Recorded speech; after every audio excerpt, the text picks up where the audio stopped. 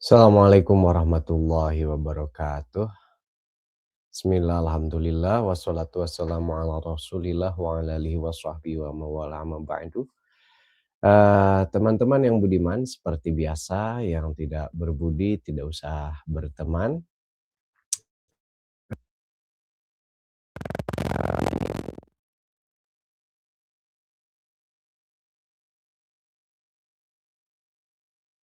Insya Allah akan diselenggarakan pada Agustus di tahun ini, 2026, di mana muktamar ini tentu saja akan menjadi muktamar yang spesial karena jika kita menghitung kalender miladiah, maka di tahun 2026 ini usia Nahdlatul Ulama genap 1 abad, 100 tahun.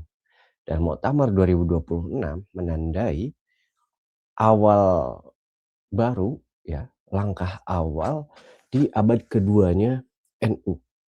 Setelah 5 tahun belakangan di bawah kepemimpinan Rois Am Kiai Miftahul Akhyar dan juga Ketua Umum PBNU-nya Gus Yahya Khalil Stakuf, NU mengalami gonjang-ganjing keorganisasian baik soal tambang maupun beberapa pengurusnya yang di awal-awal kepengurusan terdapat konflik of interest, di mana beberapa pengurus ada yang terkena kasus hukum dan beberapa isu lain yang menerpa di kalangan akar rumput Nahdliyin.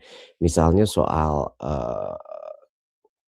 nasab Habib Ba'alawi yang mendapatkan gugatan dari sebagian kiai-kiai Nahdlatul Ulama, para intelektualnya.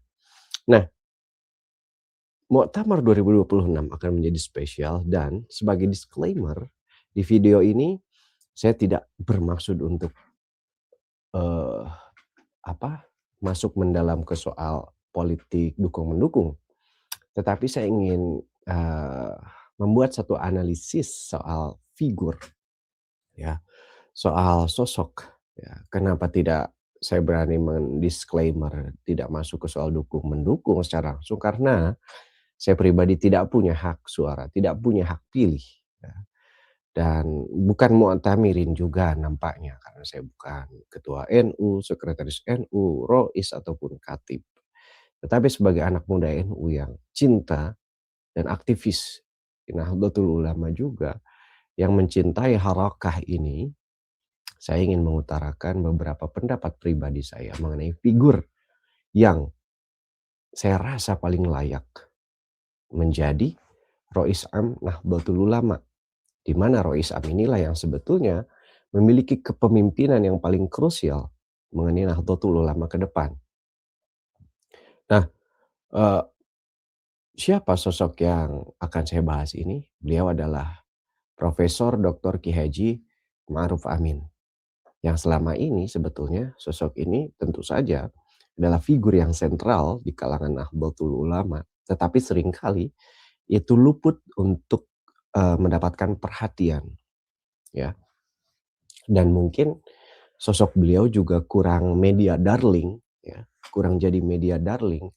Mungkin karena pembawaannya yang lempeng, lurus, kemudian kalau ceramah itu cenderung ilmiah, jarang ada bercanda, sementara terkadang akar rumput Nahdien itu lebih suka kiai-kiai yang quote and quote kontroversial secara bercanda, secara gaya, secara sensasi misalnya.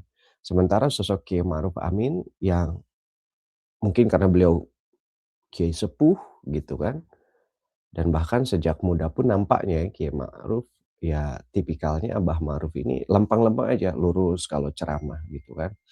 Tidak banyak sensasi, berguraunya pun senda guraunya ya kurang. Sementara terkadang tuntutan warga Nahdien itu senangnya kalau penceramah, mubalik itu model-modelnya ya banyak bercandanya juga, begitu, banyak intermezzonya, begitu.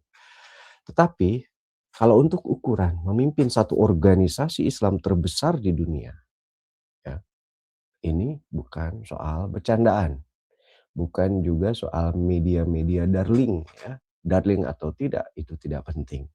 Tetapi saya merumuskan 9 alasan mengapa Abah Profesor Dr. Ki Haji Ma'ruf Amin MA masih menjadi figur yang sentral dan paling layak memimpin Nahdlatul Ulama di awal abad kedua ini melalui Muktamar 2026 dengan menggunakan kacamata atau perspektifnya Syekh Abdul Qadir Al-Jilani soal trilogi kepemimpinan.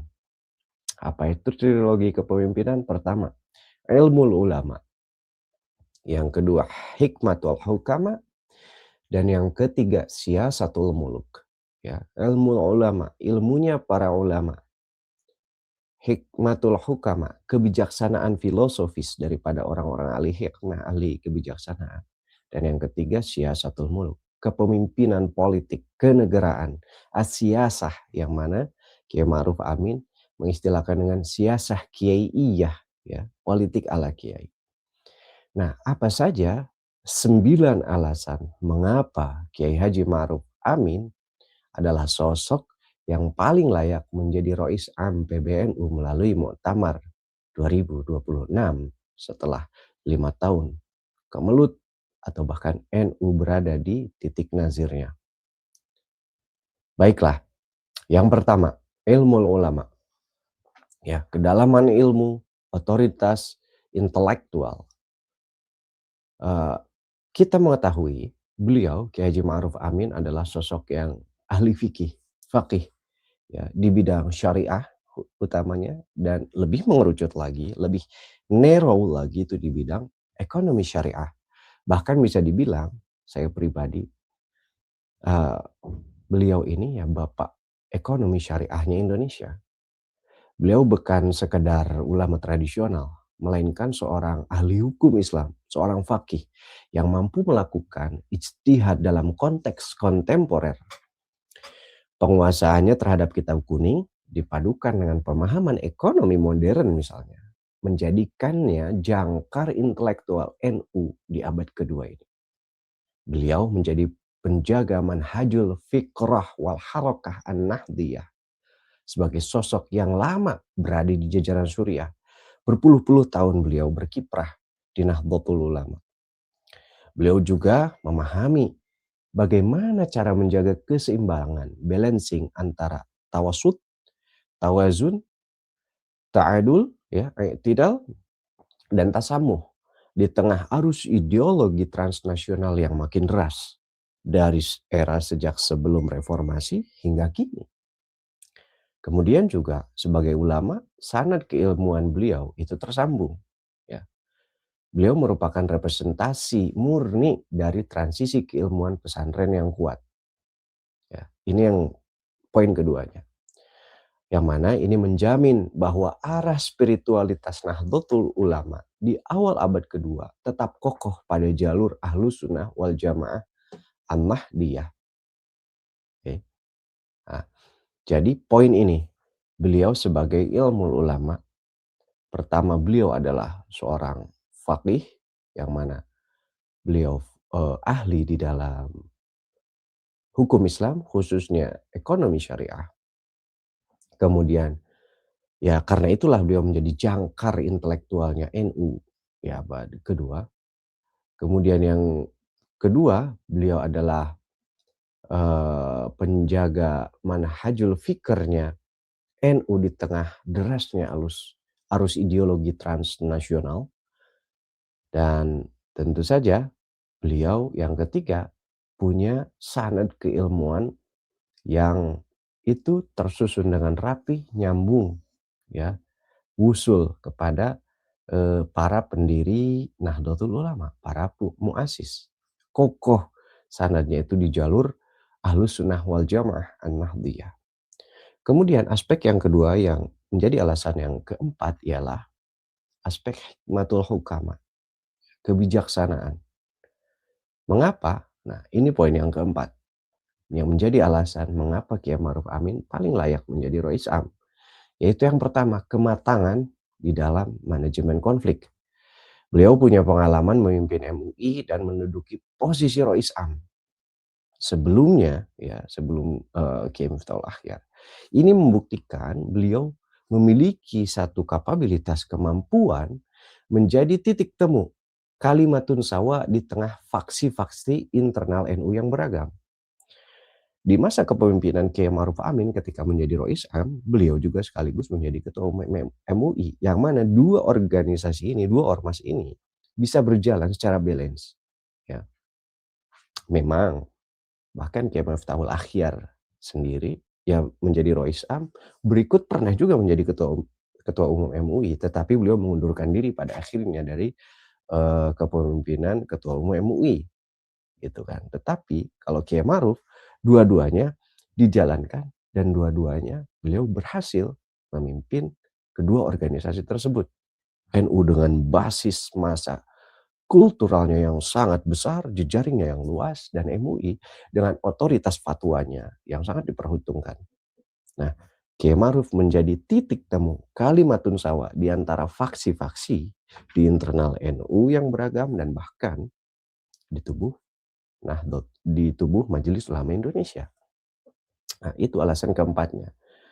Jadi, beliau ini dengan dikombinasikan dengan kemampuannya sebagai, eee, memiliki ilmu ulama, itu memiliki visi arus baru ekonomi Indonesia, di mana kebijaksanaan beliau dalam melihat ketimpangan sosial menghasilkan gagasan ekonomi yang bottom up. Dan ini sudah berkali-kali oleh Kiai Ma'ruf itu Eee, dibawakan materinya, ceramahnya, bagaimana caranya kita membangun perekonomian itu tidak lagi top down yang seolah-olah harus menunggu investor kelas whale, kelas paus, kelas berat dan mengucur dananya ini ke bawah. Tapi faktanya itu nggak ngocor ke bawah, tuh nggak netes. Kiai Ma'ruf memikirkan bagaimana membuat satu alternatif ekonomi Islam yang itu sifatnya bottom up, dari bawah justru munculnya. Nah, inilah, di antara alasannya juga. Dan di abad kedua NU, ya, NU membutuhkan pemimpin yang tidak hanya bicara soal transenden, soal langit, soal ibadah, tapi juga membicarakan isu-isu bumi yang mengakar di akar rumput. Apa? Persoalan ekonomi, kesejahteraan warga Nahdliyin. Nah, kemampuan Kiai Ma'ruf Amin bertindak sebagai bapak bangsa, di mana beliau sebagai Kiai Sepuh punya aura yang tenang dalam menghadapi masalah dan mampu meredam polarisasi. Ini misalnya terbukti ketika terjadi polemik di tubuh PBNU pada akhir 2025. Kiai Ma'ruf ikut meredam dengan adanya resolusi di pesantren Lirboyo yang menghasilkan bagaimana caranya dipercepat muktamar NU itu. Di antara pengislah, pendamainya di situ yang paling sepuh adalah Kiai Haji Ma'ruf Amin. Nah, di dalam konteks global di mana terjadi uncertainty, ya, kondisi yang penuh ketidakpastian ini, tentu saja NU membutuhkan sosok pengayom yang bertindak dengan penuh pertimbangan hikmah, bukan emosi yang sesaat. Inilah alasan kelima dan keenam. Ya. Kemudian alasan aspek ketiga yang menjadikannya alasan ke 7, 8, dan 9 adalah aspek siasatul muluk. Ya, kecakapan navigasi strategi dan politik. Yang mana Kiai Ma'ruf punya pengalaman puncak di level kenegaraan. Posisi beliau sebagai Wakil Presiden Republik Indonesia memberikan perspektif makro jangka panjang yang tentu saja jarang dimiliki ulama lain. Bagaimana posisi Nahdlatul Ulama dalam kerangka domestik, ya, di Indonesia, nasional, bahkan level lokal gitu kan, hingga regional di Asia Tenggara, Asia, hingga global internasional. Dengan pengalaman dan jejaring beliau sebagai wakil presiden tentu saja memberikan nilai tersendiri bahwa beliau memiliki kecakapan strategi dan keorganisasian di mana pengetahuan, pengalaman, jejaring beliau memiliki itu. Beliau memiliki modal tersebut. dan ini jarang dimiliki oleh ulama yang lain. Silakan kalau ada mungkin, eee, kiprah ulama lainnya yang dikandidasikan misalnya atau yang layak menjadi Rois Am yang memiliki aspek ini di samping Kiai Ma'ruf. Teman-teman boleh share di kolom komentarnya. Nah, alasan lainnya di dalam konteks Siasatul Muluk ini, beliau memahami bagaimana memposisikan NU secara strategis di hadapan negara tanpa kehilangan jati diri organisasi, ya. Eee, Kalau kita mau, berbicara misalnya juga dalam konteks politik ya, ini ada kaitannya juga nih kalau mau kita kaitkan dengan persoalan, Ba'alawi ya, kendati tidak langsung menyentuh perkara nasab. Di antara kiai yang bisa menjinakkan Ba'alawi yang paling galak, yang paling, apa namanya, keras kuar-kuar, itu kan namanya Rizik Syihab. Dan sosok Rizik ini mengingatkan kita pada, demonstrasi 212, di dalam kontestasi Pilgub DKI Jakarta 2017 ya. Kalau kita ingat, di antara sosok yang bisa meredam umat, yang bisa mengarahkan umat begini begini begini, hingga di meja persidangan menjadi ahli, itu adalah Kiai Ma'ruf Amin, ya. Itu sebelum beliau menjadi wakil presiden Republik Indonesia. Aspek lainnya, di dalam persoalan, eee, Syiasatul Muluk ini, poin yang ke-8 adalah Kiai Ma'ruf Amin, eee, punya modal diplomasi internasional untuk perdamaian, di mana kiprah beliau dalam mengampanyekan wasatiyatul Islam atau, Islam wasatiyah, Islam moderat, itu banyak dilakukan ya, baik sebelum menjabat sebagai wakil presiden maupun ketika wakil presiden, ya. Terbiasa berdiplomasi, berkomunikasi dengan pemimpin-pemimpin Islam dunia dengan pendekatan Islam moderat, Islam wasatiyah. Nah, diplomasi perdamaian ini tentu saja sesuai dengan cita-cita Nahdlatul Ulama untuk menduniakan Islam wasatiyah. Beliau memiliki akses dan pengakuan internasional yang dapat mempercepat peran NU dalam perdamaian dunia di abad kedua ini, di mana di abad kedua ini dimulai dari kondisi geopolitik yang uncertain, penuh ketidakpastian, perang Iran versus Israel dan Amerika Serikat, kemudian juga melemahnya kekuatan ekonomi neoliberalisme yang saat ini akan semakin ambruk karena terbukti tidak menghasilkan keadilan, terutama bagi negara-negara selatan, the global south. Dan sosok Kiai Ma'ruf Amin kita harapkan kepemimpinannya dengan kapasitas beliau, ilmu ulama, hikmatul hukama, dan terakhir ini siasatul muluk, bisa membawa alternatif baru bagi the world order yang saat ini sedang sinking, bahkan menuju demise, menuju kehancuran. Nah, dan alasan yang terakhir yang ke-9, Kiai Ma'ruf Amin menurut saya adalah salah satu arsitek transformasi organisasi. Beliau memahami dengan fasih mekanisme kekuasaan dan birokrasi. Karena pengalaman beliau, beliau juga pernah menjadi anggota legislatif misalnya, ya. Jadi sangat paham bagaimana kerja-kerja legislatif. Bahkan di eksekutif ya, beliau sebagai wakil presiden. Memang di judikatif beliau tidak pernah misalnya menjadi hakim, tetapi untuk dipanggil sebagai ahli di persidangan, beliau sudah berkali-kali, hal yang biasa. Nah, yang tentu ini sangat dibutuhkan untuk mentransformasi NU dari organisasi massa tradisional menjadi organisasi modern yang siap menghadapi tantangan yang penuh ketidakpastian ini dan juga mandiri, ya, secara finansial bisa menjadi kuat gitu kan, dan juga robust, eee, apa namanya, paten kuat secara manajerial.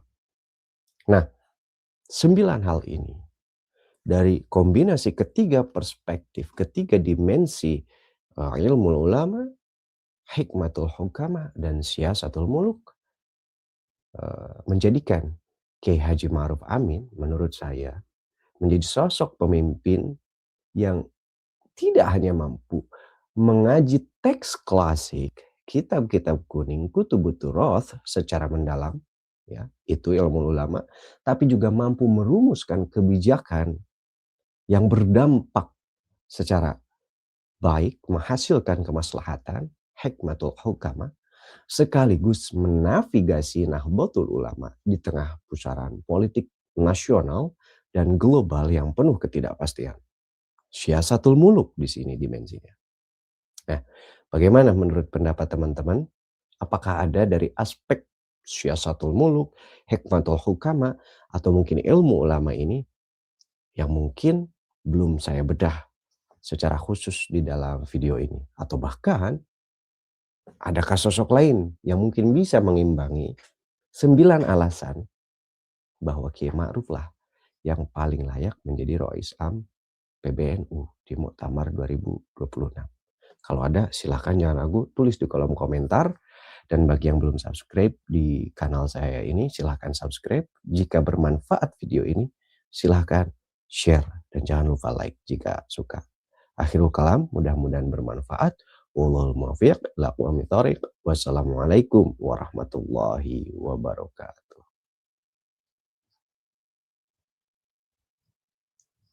Cheers.